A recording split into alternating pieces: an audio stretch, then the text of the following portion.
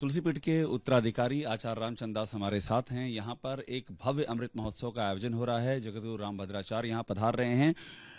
आचार्य जी, मैं आपसे बातचीत अभी कर रहा था। आपने कहा कि यहाँ पर जो यज्ञ हो रहा है उस यज्ञ का एक विशेष प्रयोजन है।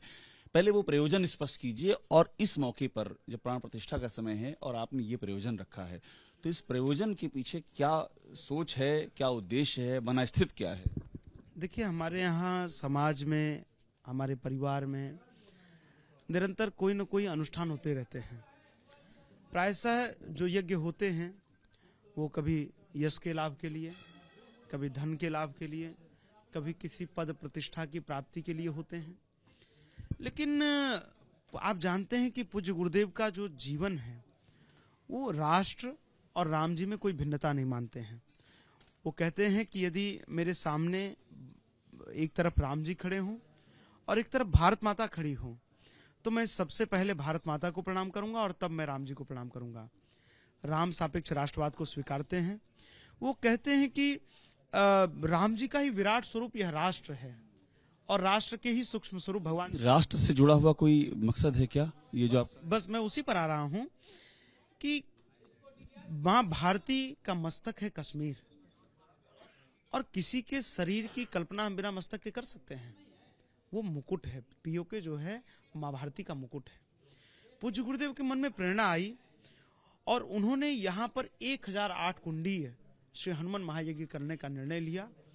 और मनोरथ बड़ा सीधा सा स्पष्ट सा रखा, कोई स्वार्थ उनका नहीं है, कोई अपना लाभ नहीं है। उन्होंने मनोरथ रखा पाक अधिकृत कश्मीर की पुनः प्राप्ति। ये अपने आप में बहुत बड़ा उद्देश्य है। हनुमान जी महाराज जब बिना बीजा के लंका जा सकते हैं, लंका को जला करके जानकी जी की सुधि लेकर आ सकते हैं, तो क्या हम हनुमान जी के भक्त हैं तो हम पाकिस्तान का वीजा लेके पीओके जाएंगे? वो हमारा अंग है। वहां पर ना जाने कितने हमारे मंदिर हैं, हमारी प्राचीन पीठें हैं, वो सब हमें प्राप्त होनी चाहिए। और हमारा ऐसा विश्वास है कि जब यहाँ पर हजारों की संख्या में वैदिक विद्वान और साथ में पूज्य गुरुदेव के हजारों शिष्य बैठकर 1.25 करोड़ से अधिक आहुतियां हनुमान जी महाराज के नाम पर समर्पण। करोड़ से अधिक कब से कब तक डाली जाएंगी ये आचार्य? ये 14 जनवरी से 22 जनवरी में जब भगवान श्री राम लला अपने दिव्य भव्य मंदिर में विराजमान होंगे, उसी समय यहाँ पर पूर्णाहुति होगी।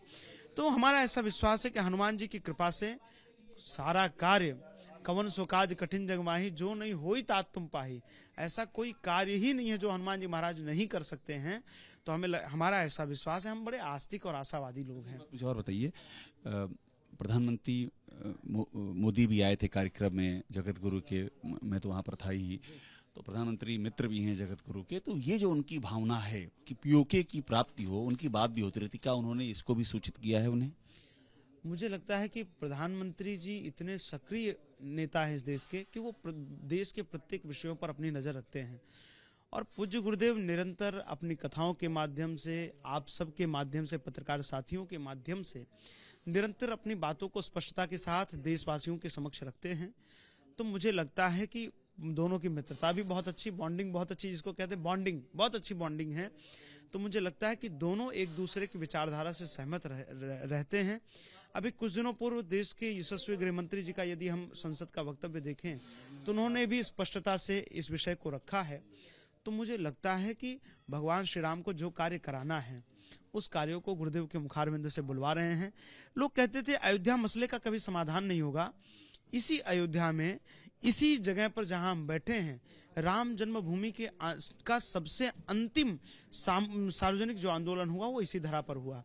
गुरुजी ने उस सभा में कहा था कि 6 दिसंबर 2019 के पहले राम जन्मभूमि का समाधान हो जाएगा। और जो मेरी भविष्यवाणी की गुरुजी ने उस समय कहा था, जो कि उस समय के सभी समाचार पत्रों की भविष्यवाणी सच हो गई, वो सच हुई। पीओके की अगली कड़ी पीओके। उसके साथ ही उन्होंने कहा कि नरेंद्र मोदी जी दोबारा जब सरकार बनाएंगे तो प्रचंड बहुमत के साथ बनाएंगे, वो भी सत्य हुई। लोगों ने कहा उत्तर प्रदेश में सरकार बदलेगी, गुरुजी ने कहा नहीं, यहाँ पर योगी आदित्यनाथ जी के नेतृत्व में दोबारा सरकार बनेगी, बनी। अभी मध्य प्रदेश के लिए आप तो उस दिन कार्यक्रम में थे। भी कहा था गुरुदेव ने कि समाचार पत्रों ने, चैनलों ने, सबने कहा कि कांग्रेस प्रचंड बहुमत के साथ मध्य प्रदेश में आ रही है। और गुरुदेव ने उस समय कहा कि नहीं, मोदी जी की विचारधारा और राम भक्तों की सरकार मध्य प्रदेश में बनेगी। तो हमें ऐसा लगता है कि बता दें आप कि ये जो पुरुलिया में हुआ है, बंगाल में हुआ है, इस पर आप क्या कहेंगे, साधुओं पर जो हमला किया? देखिए, मन व्यथित है, मन दुखी है, और इसकी जितनी निंदा की जाए उतनी कम है।